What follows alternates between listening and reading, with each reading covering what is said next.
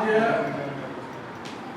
पहली क्लास है तो कोई टॉपिक तो स्टार्ट नहीं होगा, बस हाँ ये बता दूंगा कि किस टॉपिक में से कितने नंबर आते हैं और क्या क्या सिलेबस है। वैसे मोटा मोटा क्या सिलेबस है वो आप लोग देख लीजिए।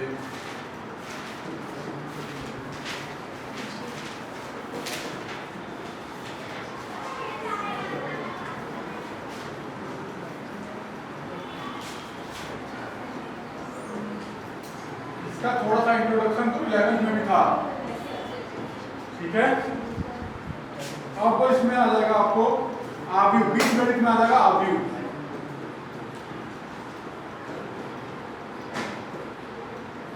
बीजगणित में क्या क्या है? आव्यूह, आव्यूह और सारणिक,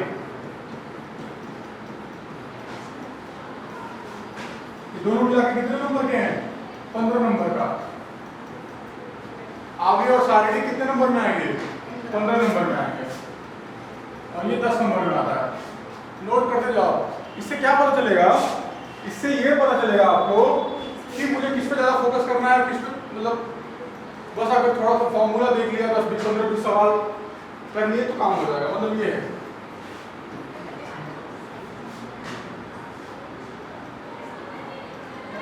ये देखिए कलन पे, कलन पे ज्यादा फोकस करना है।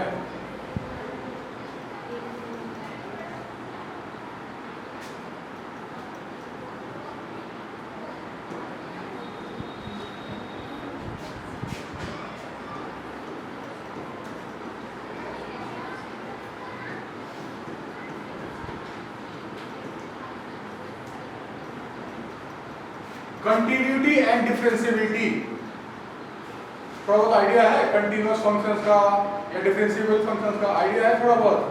कोई बात नहीं है तो कोई बात नहीं, फिर से स्टार्ट होगा। अवकलनों के अनुप्रयोग,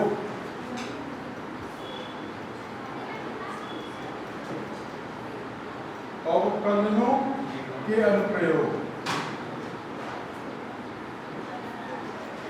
आज कोई टॉपिक नहीं पढ़ा रहा हूं, बस एक ओवरव्यू है कि सिलेबस क्या है, सिलेबस से कितने नंबर आते हैं। और ये समाकलन,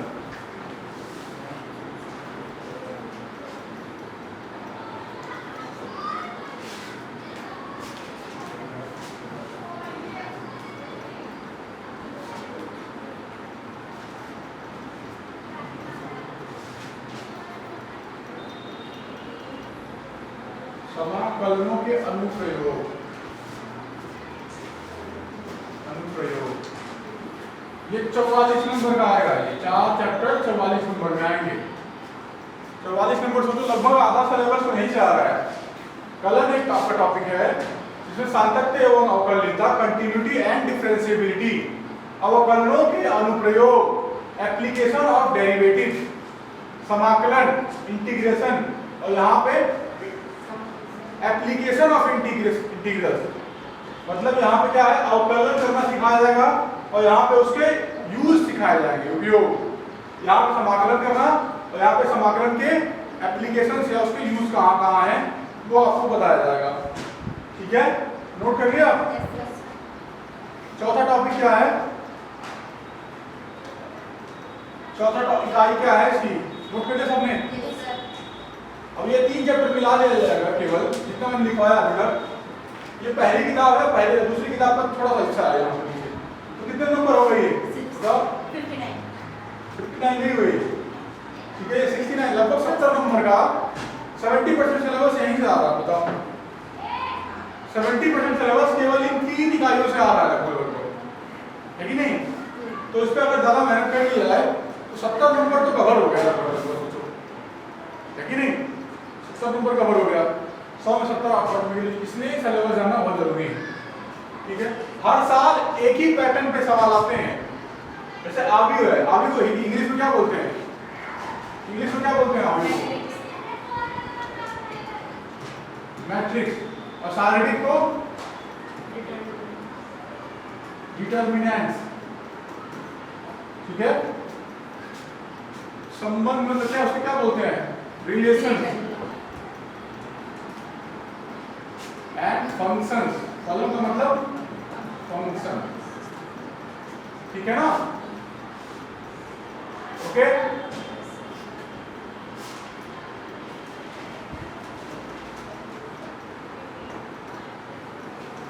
अब कल नीचे होगा वो डिफरेंशिएशन, ठीक है? और समाकलन को क्या बोलते हैं? इंटीग्रेशन। इंग्लिश जानना जरूरी है कि कोई पूछ ले कि क्या होता है इंटीग्रेशन, पता ही नहीं, जबकि तुमने पूरा सिलेबस खत्म कर लिया, चैप्टर खत्म कर लिया, ये है, ठीक है? तो 10, 15 और 44 नंबर का आता है वहां से, ठीक है? इकाई, अगली इकाई के बारे में पढ़ेंगे। अगली इकाई जो 4 है, इसमें क्या है? सदिश तथा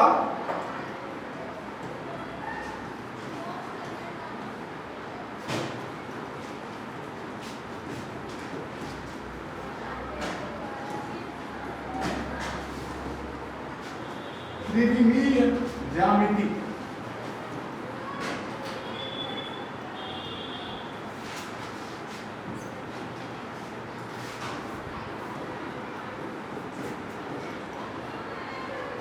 ठीक है, वेक्टर कैलकुलस इसमें पढ़ाया जाएगा आपको, वेक्टर, त्रिविमीय ज्यामिति मतलब 3D ज्योमेट्री, ठीक है ना? 3D ज्योमेट्री आपको 3D पढ़ाया जाएगा, मतलब यहाँ पे, ठीक है? यहाँ पे आपको 3 डायमेंशनल चीजें पढ़ाई जाएंगी इसमें। यहाँ पे वेक्टर्स के बारे में बताया जाएगा, उसके बारे में बताया जाएगा, फिर त्रिविमीय ज्यामिति, 3D ज्योमेट्री, ठीक है?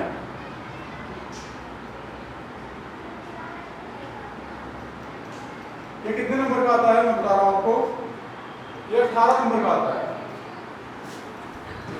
इसमें 2 चैप्टर हैं यहाँ पे, अलग अलग है। एक तो ये वेक्टर्स पढ़ाया जाएगा आपको, और यहाँ पे 3D पढ़ाया जाएगा। 18 नंबर का आ रहा है ये 2 चैप्टर 18 नंबर का आ रहा है।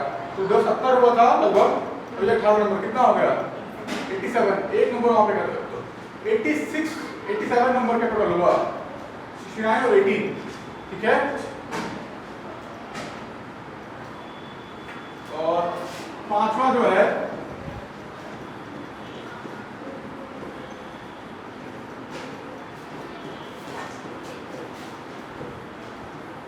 रैखिक प्रोग्रामिंग, ठीक है?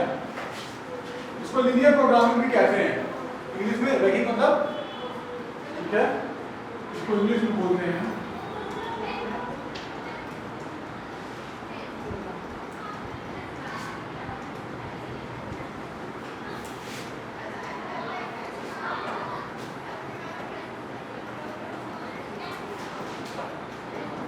और एक लास्ट जो है आपका 8 नंबर में आता है, ये 5 नंबर में आता है, ये 5 नंबर में आता है और ये 8 नंबर में आता है।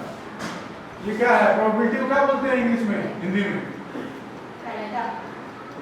पढ़ा होगा, कई बार पढ़ा होगा, कई क्लासों में पढ़ा होगा आपने प्रोबेबिलिटी के बारे में। तो इस तरीके से करके 87 हो गया था यहाँ पे, और ये 13 नंबर ये हो गया, 100 नंबर के ऊपर आता है कि नहीं? ठीक है?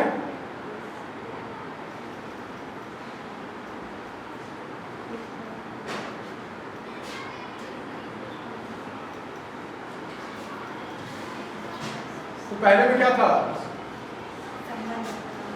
संबंध एवं फलन था यहाँ पे। देखो हर साल सवाल आते हैं और सवाल का प्रारूप लगभग वही रहता है। संबंध एवं फलन में ये पूछ लेगा, संबंध एवं फलन में ये पूछ लेगा कि क्या ये जो है संबंध जो है इक्विवेलेंस रिलेशन है कि नहीं है। तो आपको उसमें 3 चीजें दिखानी होती हैं, स्वतुल्य, सममित, संक्रामक। 3 चीजें, एक थोड़ा डिस्कशन हो जाएगा थोड़ा सा, ठीक है, संबंध का।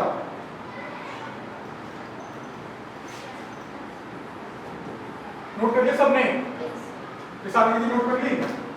कहाँ से कितना कितना आ रहा है, ये सारी चीजें। सबसे आसान पेपर इसमें से यही है जो ये सामने लिखा हुआ है। मतलब इसमें आभी हर बच्चे को आ जाता है, मतलब हर बच्चे को, मतलब अगर क्लास में 50 बच्चे हैं तो 50 बच्चों को आ जाता है आगे, पर एक ही बार में आता है। एक ही बार में आगे और सारिणी एक ही बार में आता है। संबंध और फलन भी एक बार में समझ आता है, लेकिन क्वेश्चन थोड़ा अलग अलग आते हैं, तो ज्यादा क्वेश्चन की प्रैक्टिस करनी पड़ती है। अवकलनीयता, डिफरेंशिएशन करना लगभग सभी बच्चों को आ जाता है अगर वो क्लास में डेली बैठ रहा है तो, ठीक है। और कंटिन्यूटी भी आराम से समझ में आ जाती है। बस इसमें यह है कि 5-10 सवाल अलग अलग तरीके के करने होते हैं। तो ये लगभग सभी चीजें। और इंटीग्रेशन करने में तो सबसे ज्यादा मतलब मजा आता है, सबसे ज्यादा इंटीग्रेशन करने में। आपने भी सुना होगा इंटीग्रेशन, देखा भी होगा कि जो आपके सीनियर्स रहे होंगे वो इंटीग्रेशन कर रहे हैं, डिफरेंशिएशन कर रहे हैं वो उस तरीके से, ठीक है।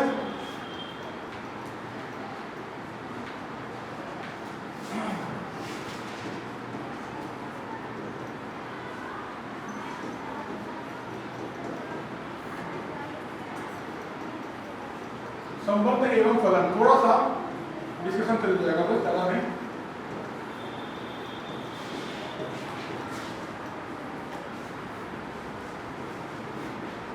थोड़ा सा कुछ लिखवाऊंगा नहीं अभी, बस यहाँ पे एक टॉपिक का ओवरव्यू, कल एक टॉपिक पढ़ाऊंगा मैं।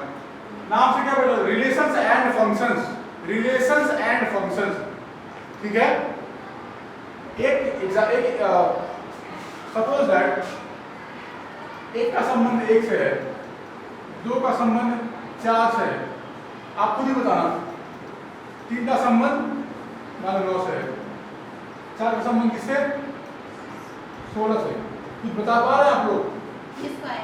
हाँ, स्क्वायर चल रहा है, ठीक है। तो मेरे कहने का मतलब ये था कि संबंध दिखाने के लिए आपको 2 सेट की जरूरत होती है, 2 नॉन एम्प्टी सेट्स की जरूरत है यहाँ पे आपको, ठीक है। अब यहाँ पे 1 का संबंध 1 से था, 2 का 4 से, 3 का 9 से, 4 का 16 से। अगर यहाँ 5 लिख दूं तो 25 नहीं है ही नहीं, इसमें है ही नहीं 25। एक टोकरी है, एक टोकरी है, इस टोकरी में 1 2 3 4 5 था, 1 4 9 16, 5 का संबंध यहाँ पे किसी से नहीं है। अगर लिखना चाहेंगे, लिखने का तरीका 1 इज रिलेटेड टू 1, 1 का संबंध 1 से। मतलब मैंने क्या बेसिक चीज क्या लगी कि आपको रिलेशन एस्टैब्लिश करने के लिए, इसमें संबंध दिखाने के लिए 2 सेट चाहिए, 2 समुच्चय चाहिए। इस समुच्चय के एलिमेंट्स जो है, ये एलिमेंट्स जो हैं इस समुच्चय के, इनका रिलेशन इस समुच्चय के एलिमेंट से है। 2 का संबंध किससे था, 2 is related to 4, 3 is related to 9, 4 is related to 16।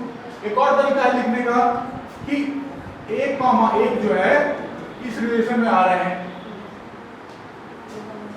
2, 4 भी इस रिलेशन में आ रहे हैं, ऐसे लिखना पड़ेगा। 3, 9 इस रिलेशन में आ रहे हैं, 4, 16 भी इस रिलेशन में आ रहा है, ठीक है। 5, 25 भी इस रिलेशन में नहीं आ रहा है। 5, 25 इस रिलेशन में नहीं आ रहा है क्योंकि यहाँ पे तो 5 है, लेकिन रिलेशन एस्टैब्लिश करने के लिए यहाँ पे 25 नहीं है। यहाँ पे समझ आ रहा है, यहाँ पे 25 नहीं है, इसलिए 5 का जो संबंध है यहाँ पे इसके किसी भी एलिमेंट से नहीं हो पा रहा है। क्यों? क्योंकि हम क्या रिलेशन में ले रहे हैं कि जो भी एलिमेंट आएगा वहां पे उसका वर्ग होगा। 2 का वर्ग 4, 3 का वर्ग 9, 4 का 16, लेकिन 5 का 25 उसमें नहीं है यहाँ पे। तो इसलिए 5 का रिलेशन किसी से एलिमेंट से नहीं हो पा रहा है। इससे क्या हो रहा है कि 5 जो है 25 से संबंध नहीं रखता है। 5 इज नॉट रिलेटेड टू 25, ठीक है। यानी कि 5, 25 उस रिलेशन के टोकरी में नहीं आ पा रहा है, ठीक है। समझ आ रहा है आपको? आसान है ये। इसमें मैं बताऊं कि इसमें केवल अगर आपके पास फेयर कॉपी में 20 से 25 सवाल अगर लिखे हुए हैं, फेयर कॉपी में 20 से 25 से 30 सवाल, चलो मान लो एक बार आपने फेयर कॉपी बना ली, 25 से 30 सवाल आपने लिख लिए पिछले सालों के क्वेश्चंस और उसका सही से आंसर लिख लिया है, तो आपको कोई परेशानी नहीं होगी। ये रिलेशन का ज्यादातर सवाल एक ही पैटर्न पे आता है। ज्यादातर सवाल आता है कि चेक करिए कि क्या इसमें आएगा कि रिलेशंस में आगे मैं पढ़ाऊंगा आपको आगे चल के इक्विवेलेंस रिलेशन, ठीक है। तो उसमें 3 चीजें दिखानी होती है, स्वतुल्य, सममित, संक्रामक। अगर तीनों चीजें ठीक हैं, तीनों चीजें हैं, स्वतुल्य भी है, संबंध भी है, संक्रामक भी है और सममित भी संबंध भी है, तो आप उसको इक्विवेलेंट रिलेशन कह लेंगे। इसमें क्या एक हमेशा सवाल आता है, इसमें हमेशा एक तरीके का ही सवाल आता है, 1 दिखाना, ऑन टू दिखाना, और तो 1 ऑन टू दिख गया तो ठीक है, 1 ऑन टू दिख जाता है इसमें, ठीक है। 1 ऑन टू दिख जाता है तो ये सब्जेक्ट फंक्शन कंप्लीट हो जाता है, मतलब उस तरीके से। तरीके का सवाल आता है, नंबर कितने का आ रहा है देखना इसमें, 10 हाँ 10 नंबर का आ रहा है ना। तो एक बड़ा सवाल आएगा 1 1 ऑन टू दिखा देना, और 1 1 ऑन टू दिखाए कि क्या हो जाएगा, बाइजेक्टिव फंक्शन हो जाता है। बाइजेक्टिव, बाई मतलब दो, बाइजेक्टिव बताऊंगा क्या होता है, बट दिमाग में ये चीज रहे कि 1 1 सर ने बोला था, ऑन टू सर ने बोला था। फंक्शंस क्या होते हैं वो बताऊंगा मैं। रिलेशंस में केवल एक बात याद रखनी है कि आपको दो समुच्चय होने चाहिए जिसमें एक सेट से दूसरे सेट में रिलेशन इस्टेब्लिश हो सके। इसी का एक छोटा सा उदाहरण रियल लाइफ में बता दूं, रियल लाइफ में बता दूं, जैसे ए बी सी डी, या 1 2 3 4 ई है। ए इसकी दोस्त है, फ्रेंड है, बी इसकी फ्रेंड है, सी इसकी, हम लोग क्लास में आपके भी आसपास दोस्त बैठे होंगे, ठीक है। तो सी की दोस्ती 2 से है, बी की दोस्ती 4 से है, डी की दोस्ती 3 से है। मतलब ये भी एक तरीके का रिलेशन है कि जो स्टूडेंट ए का जो रिलेशन है मतलब फ्रेंडशिप, यहाँ पे फ्रेंडशिप, फ्रेंड्स है, क्लास में आप लोग फ्रेंड्स होंगे एक दूसरे के, तो ये बहुत बेस्ट फ्रेंड्स हैं। ए का जो है वो 1 से है, बी का है वो 4 से है, डी ई अभी नया नया एडिशन है तो कोई फ्रेंड नहीं है, ठीक है। तो आप कैसे दिखाएंगे, ए इज रिलेटेड टू 1, ठीक है, B is related to 4, C is related to 2, D is related to 3। Relations में यही है, बहुत ज्यादा उसमें नहीं है कुछ। कल को मैं डेफिनेशन बता दूंगा आपको सर, कल को मैं डेफिनेशन बता दूंगा, थोड़ा सा लिखवा दूंगा मैं, और कुछ क्वेश्चंस मैं करा दूंगा आपको, ठीक है। ये बहुत आसान सिलेबस है, बहुत आसान है, ये टॉपिक बहुत आसान है, ठीक है। फंक्शंस में आपको केवल एक बात ध्यान रखना है, 1 1 आपको प्रूफ करने आना चाहिए, ठीक है। एकाकी प्रूफ करने आना चाहिए, हिंदी में बोलते हैं एकाकी। ऑन टू अच्छा प्रूफ करने आना चाहिए आपको बढ़िया तरीके से, बस ये इतना सा काम, ठीक है। बाकी कर